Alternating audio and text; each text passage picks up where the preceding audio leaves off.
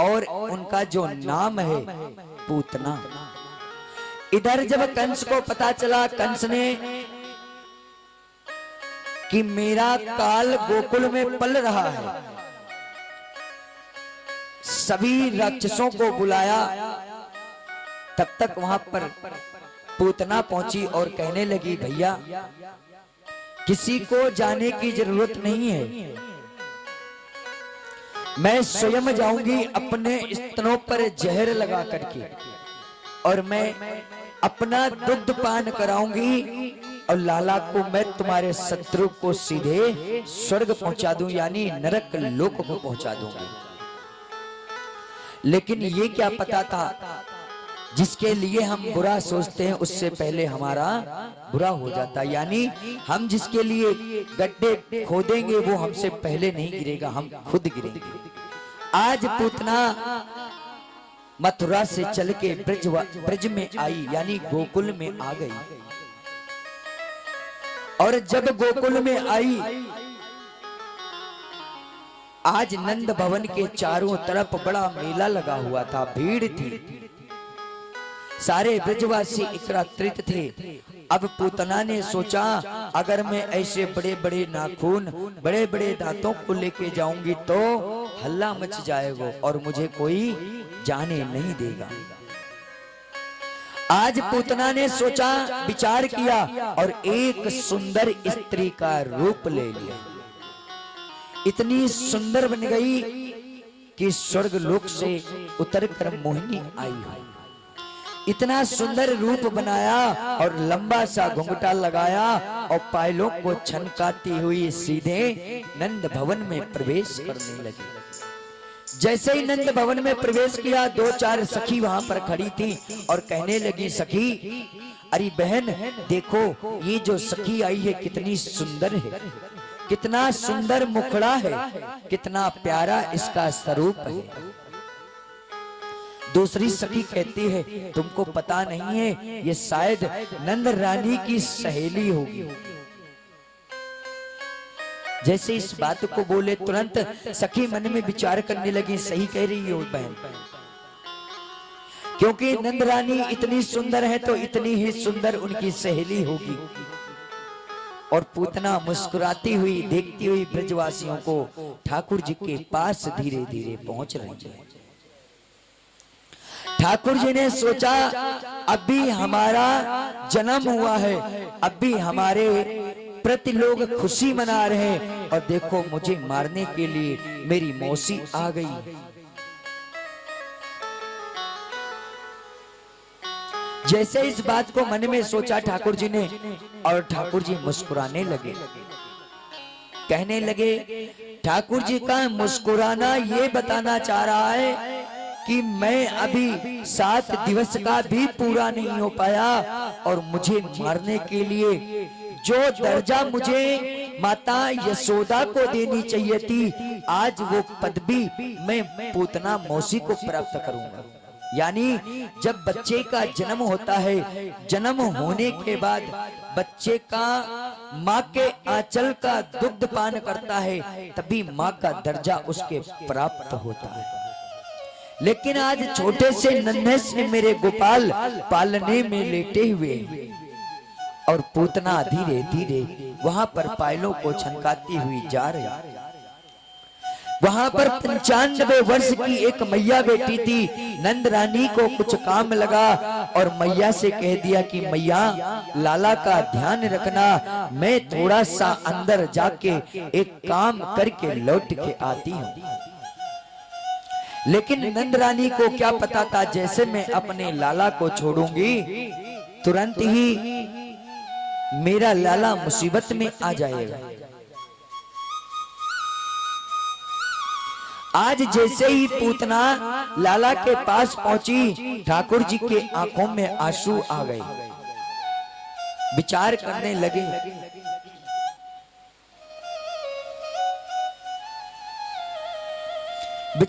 लगे, कि देखो मैं भी 7 दिवस का भी नहीं पूरा हुआ और मुझे मारने के लिए मेरी मौसी आ गई। आज ठाकुर जी को पूतना ने उठा लिया पूतना ने जब ठाकुर जी को उठाया तो ठाकुर जी को लेकर के जैसे ही नंद महलों के बाहर आने लगी,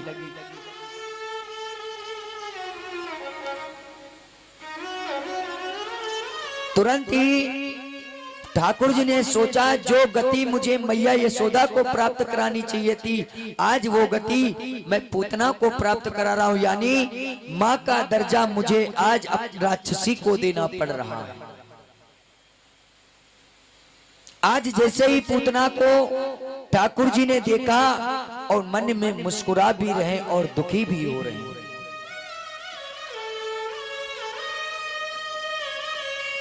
और विचार कर रहे हैं और मन से कहते हैं कि हे मौसी, मेरा अभी जो मन था, यानी मेरी अभी उम्र जो है केवल 7 दिवस का भी पूर्ण रूप से नहीं हुआ, फिर भी आप मुझे मारने आई हो। मेरी उम्र तो अभी माखन मिश्री यानी माँ के हाथों का पिरोया हुआ दही और दूध पीने की मेरी उम्र है, आप तो मुझे हलाहल यानी जहर लगा के आई हो। अब मैया ने सोचा, विचार किया, ठाकुर जी कहते हैं कि मैं ये कैसे समझूं, और आज ठाकुर जी ने भगवान भोलेनाथ को याद किया और कहने लगे, महाराज हमारा मन जो है, हमारे प्रति जो प्रेम है, ये जहर पीने के मन हमारा नहीं है, अभी हमारा दुग्ध पान करने की उम्र है, और ये हलाहल तो प्रभु आप ही ग्रहण कर सकते हो। भगवान भोलेनाथ ने जैसे ही ठाकुर जी ने याद किया, भगवान भोलेनाथ ने सूक्ष्म रूप बना करके उस जहर का पान कर लिया।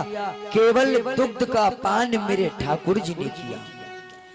आज माता पूतना ने अपने स्तनों को ठाकुर जी के मुख में प्रवेश किया और कहे मन से आज ठाकुर जी पूतना के स्तनों का दुग्ध पान कर रहे हैं। अब पान करते करते दुग्ध को पूतना कहने लगी, अब छोड़ दे लाला, अब छोड़ दे। इधर नंद रानी को पता चला कि लाला को कोई सखी उठा के ले गई है। नंद रानी नंद बाबा यमुना के किनारे गए हुए थे। जब इधर नंद बाबा यमुना के किनारे थे तो सभी ब्रजवासी भागने लगे, लेकिन पूतना जैसे गोकुल से बाहर निकली, तुरंत ही वहां पर अपने स्तनों को ठाकुर जी के मुख में प्रवेश किया। ठाकुर जी दुग्ध पान करने लगे। संतों ने कहा है कि अगर भूत चिपक जाए, प्रेत चिपक जाए, उसका इलाज हो सकता है, लेकिन नंद का भूत चिपक जाए तो उसका इलाज नहीं हो सकता है। आज जब ठाकुर जी पूतना का स्तनों का पान करने लगे, तब पूतना कहती, अरे लाला छोड़ दे, अरे दुष्ट कन्हैया छोड़ दे। लेकिन ठाकुर जी मुस्कुरा के कहते हैं, अरे मौसी, जो गति मैया यशोदा को प्राप्त होनी चाहिए थी, वो दर्जा मैंने आपको दे दिया, और मैं जिसे पकड़ लेता हूँ मैं उसे कभी छोड़ता नहीं हूँ, और मैंने आपको पकड़ लिया है तो मैं आपको अब छोड़ूंगा नहीं। जब तक आपका मैं राम राम सत्य नहीं कर दूंगा, तब तक मैं तुम्हें नहीं छोड़ूंगा। अब पूतना बार बार लाला को छुड़ाने की कोशिश करती है कि ठाकुर जी छोड़ दें। ठाकुर जी कहते हैं, मौसी, हम जिसे पकड़ते हैं उसे छोड़ते नहीं। हमें तुम छोड़ सकते हो, लेकिन हम नहीं छोड़ सकते। तुम धनी हो तो अपने लिए, तुम गरीब हो तो अपने लिए, लेकिन मेरे लिए सब एक समान है। आज माता पूतना का ठाकुर जी ने उद्धार कर दिया। जब पूतना गिरी तो कहते हैं, संतों ने कहा है, बड़े बड़े पेड़, जंगल, वन उसके नीचे आकर के डाली फट गई और वहां के पेड़ सब दब गए। और जब पूतना का उद्धार हुआ तो संतों ने ये भी बताया है कि हाथ गिरे थे, जब पूतना गिरी थी तो हाथ हाथरस तक आए थे, इसीलिए हाथरस नाम पड़ गया। और ये भी कहा क्योंकि हाथ जब ठाकुर जी ने उसका उद्धार किया था तो हाथ गिरे थे हाथरस में और कान गिरे थे कानपुर में, ऐसा संतों ने बताया है। और आज नंद रानी तुरंत दौड़ करके लाला को गोदी में उठा लेती हैं। आज जो मैया हैं उनके ऊपर राई लोन उतारती हैं कि लाला को शायद कोई दुष्ट आत्मा ना पकड़ ले। ये राक्षसी थी, झाड़ पूछ कराती हैं। और आज लाला के दर्शन करने के लिए कैलाश पर्वत से मेरे भोले बाबा भी चल दिए। ओ हर हर महादेव शंभो काशी विश्वनाथ गंगे, ओ हर हर महादेव शंभो काशी विश्वनाथ गंगे, हर हर महादेव शंभो काशी विश्वनाथ गंगे, ओ हर हर महादेव शंभो काशी विश्वनाथ गंगे, काशी विश्वनाथ गंगे, काशी अमरनाथ गंगे, काशी विश्वनाथ गंगे, काशी अमरनाथ गंगे, काशी विश्वनाथ गंगे, काशी अमरनाथ गंगे, काशी विश्वनाथ गंगे, काशी अमरनाथ गंगे, हर हर महादेव शंभो काशी विश्वनाथ गंगे, महादेव शंभो काशी विश्वनाथ गंगे, हर हर महादेव शंभो काशी विश्वनाथ गंगे, महादेव शंभो काशी विश्वनाथ गंगे, हर हर महादेव शंभो काशी विश्वनाथ गंगे, हर हर महादेव शंभो काशी विश्वनाथ गंगे। आज भगवान भोलेनाथ कैलाश पर्वों से उतर करके नंद भवन के द्वार पर पहुंचे।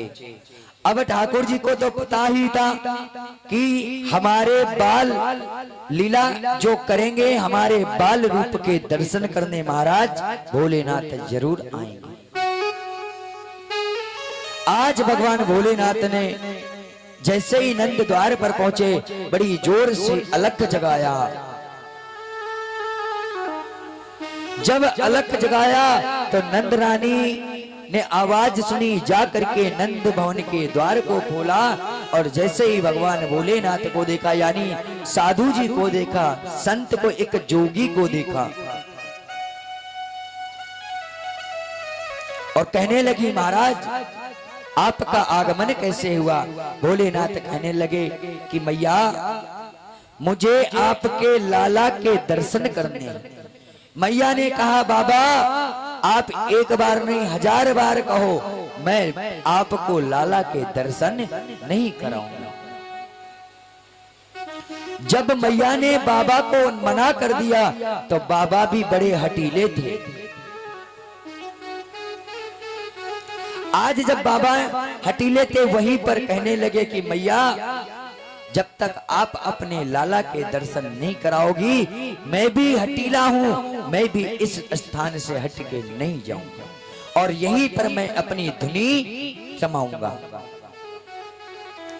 तो मैया कहने लगी, अरे बाबा आपको पता है आप संत महाराज हो, आप भिक्षा ले लो हमसे, धन ले लो, लेकिन लाला के दर्शन के लिए मत कहो। और लाला तुम्हें देख करके, तुम्हारा भेष देख करके डर जाएगा, क्योंकि तुम्हारे कानों में जो कुंडल हैं वो भिक्षु हैं, गले में सर्प है। भगवान भोलेनाथ कहने लगे कि मैया मुझे तो आपके दर्शन लाला के कराने ही पड़ेंगे, लेकिन मैया ने मना कर दिया। जब दरबार बंद कर लेती तुरंत भगवान भोलेनाथ दूसरे द्वार पर पहुंच जाते और हाथ जोड़ करके कहने लगे, प्रभु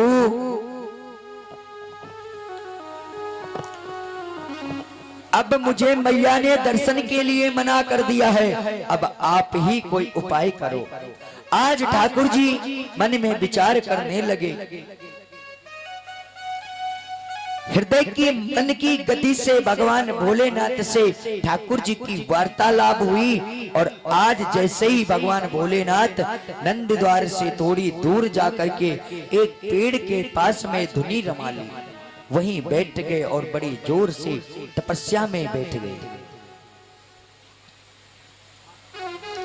जब भगवान भोलेनाथ वहां पर विराजमान हो गए और इधर नंद रानी अपने नंद भवन में कार्यों में लगी हुई थी और 95 वर्ष की मैया वहीं पर लाला के पास बैठी थी। जब इधर मैया कामों में बिजी थी और भोलेनाथ धुनी लगा के बैठ गए और इधर जैसे ही भगवान रोना प्रारंभ कर दिया। जब ठाकुर जी रोने लगे तो कहने लगी, मैया ने कहा कि अरे लाला को क्या हो गया, क्यों रो रहे हैं? जैसे इस बात को बोले लाला को गोदी में ले लिया, मैया चुप करा रही पर लाला चुप नहीं हो रहा। जब लाला चुप नहीं हुआ तो 95 वर्ष की मैया से पूछा कि मैया मेरा लाला क्यों नहीं चुप हो रहा? मैया ने जवाब दिया, शायद नगर में कोई जोगी हमारे द्वार पर आया था, वाने ही कोई टोटका कर दिया होगा।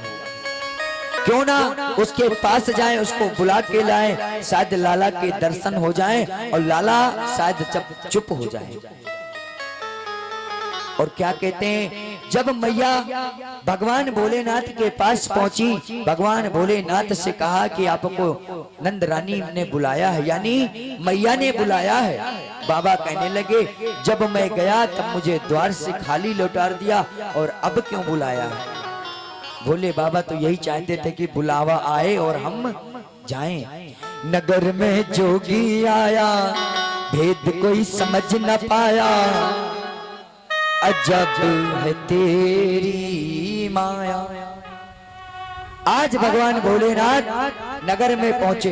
नगर में पहुंचने के बाद में मैया ने द्वार खोले और बाबा से कहा कि बाबा मैं तो केवल तुम्हें अपने हाथों से दर्शन कराऊंगी, हाथ में तुम्हारे लाला को नहीं दूंगी। भोलेनाथ ने सोचा कोई बात नहीं, दर्शन तो होने चाहिए। हमारे ठाकुर जी के बाल रूप के दर्शन किए और फिर ही कहने लगे कि ठाकुर जी केवल दर्शन दोगे, हमारा तो मन था कि आपको अपनी गोदी में लूं। दर्शन करा के जैसे मैया नंद बाबा को, जैसे मैया ठाकुर जी को अंदर ले जाने लगी, तुरंत ही लाला फिर रोना प्रारंभ कर दिया। अब मैया की गोदी में भी बड़ी तेज से खिलकारी मार के रो रहे हैं। जैसे ही मैया ने सोचा कि अभी भी लाला चुप नहीं हो रहा है तो हमें कुछ करना पड़ेगा। आज भोलेनाथ ने सोचा कि जब तक लाला मेरी गोदी में नहीं आएगा तब तक लाला चुप भी नहीं होगा। और आज इधर जैसे ही ठाकुर जी को भगवान भोलेनाथ ने अपनी गोदी में लिया, तुरंत लाला चुप हो गए और कहने लगे भोलेनाथ कि मैया एक काम करना, क्यों जब आपका लाला रोए तो जब इसको आप स्नान कराना तो अपने नंद भवन में एक नंदेश्वर महादेव का मंदिर बनवाओ और लाला का स्नान का जो जल है वो नंदेश्वर महाराज पे अर्पण करो। तुम्हारे लाला को कोई नजर, कोई बलाय, कोई भूत प्रेत या कोई नजर नहीं लगेगी। जैसे इस बात को कहने लगी, तुरंत मैया ने सोचा शायद बाबा सही कह रहे हैं। जैसे इस बात को बोले, तुरंत मैया ने समझ गई कि मुझे कुछ करना पड़ेगा। आज लाला को लेकर के मैया अंदर गई। मैया ने एक सुंदर नंदेश्वर महाराज का अपने नंद भवन में मंदिर बनाया और इधर भगवान भोलेनाथ ने लाला के दर्शन करे। दर्शन करने के पश्चात अपने कैलाश पर्वत पर पहुंच गए। जब कैलाश पर्वत पर पहुंचे, इधर नंद रानी अपने महलों में थी। और आज लाला पालने में झूला झूल रहे थे। जब झूला ठाकुर जी झूल रहे हैं, और देखो सावन का महीना है, झूला सावन के महीने में ही झूला जाता है। और आज सावन के महीने में श्रीमद् भागवत का कथा का भी आयोजन हो रहा है। और सावन के महीने में अभी तीज आने वाली है, जो माताएं बहनें झूला का वर्णन करेंगी। उस दिन भगवान ठाकुर जी भी झूला झूलते हैं।